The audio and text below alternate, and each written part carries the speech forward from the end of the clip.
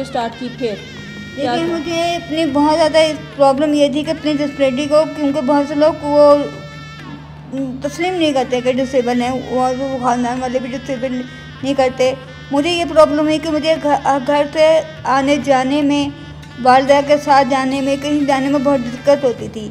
और सबसे ज़्यादा आपको पता है बंदे को तालीम का बहुत शौक़ होता है। तालीम में सबसे ज़्यादा मुझे बहुत ज़्यादा मुश्किल हुई।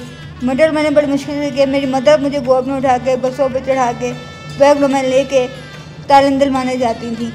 बहुत मुश्किल मुझे पेश आई थी तालीम के मुताबिक। फिर मैं 88 में मैं एजुकेशन से फारिग हो चुकी थी।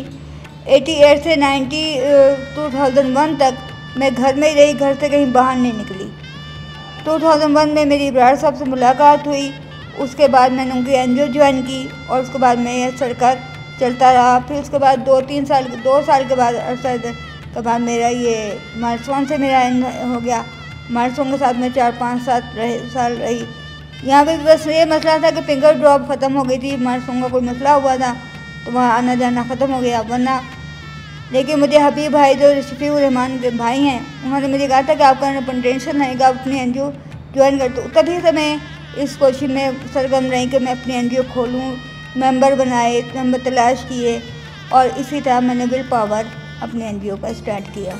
माइलस्टोन में काम करना कैसा लगा आपको? बहुत अच्छा लगा। मैंने आपको बताया कि मेरी पहली दस्तगाह ही यही है, यहाँ से मैंने बहुत कुछ सीखा है। हाँ जी। फातिमा, इस फील्ड में आने से पहले आपके जहन में एनजीओ का इमेज क्या था?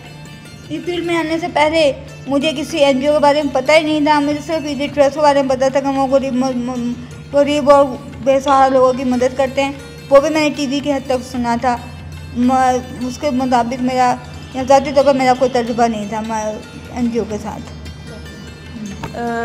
फातिमा राइटर भी रह चुकी हैं। फातिमा हमें बताएंगी कि फातिमा किस किस चीज़ों पे, किन किन टॉपिक्स में लिखती है और वो चीज़ें पब्लिश क्यों नहीं हुई? फातिमा, मैं शायरी करती हूँ, रोमांटिक करती हूँ, नाते भी लिखती हूँ, हम्स भी लिखती हूँ।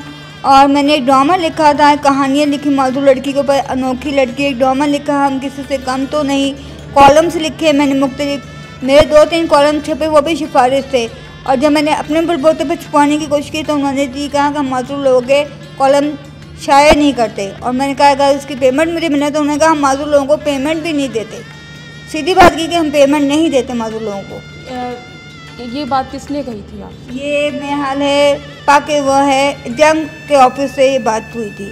जंग हमारा रोज़नामा जंग जो है जी। एक्टिंग का शौक़ है फातिमा?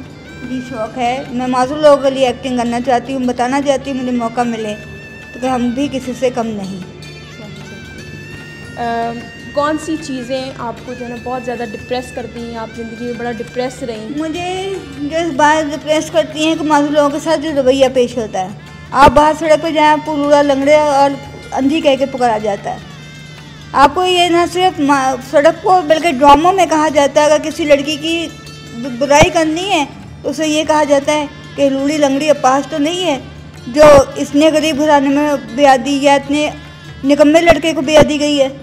ये ऐसे अल्फाज हमारे ड्रामों में यूज़ होते हैं, क्यों होते हैं?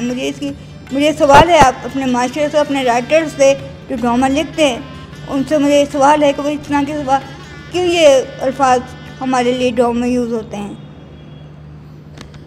फातिमा, सबसे ज़्यादा खुशी किस चीज़ की होती है? मुझे खुशी इस चीज़ की होती है कि जब अब मैं बाहर निकलती हूँ तो बहुत से लोग मेरी परवाही भी करते हैं कि ये वही लड़की है जो घर में बंद रहती थी, जिसको बोलना नहीं आता था, जिसको खाना नहीं आता था, जिसको हम कुछ नहीं समझते थे। आज ये हमारे सामने खड़ी है।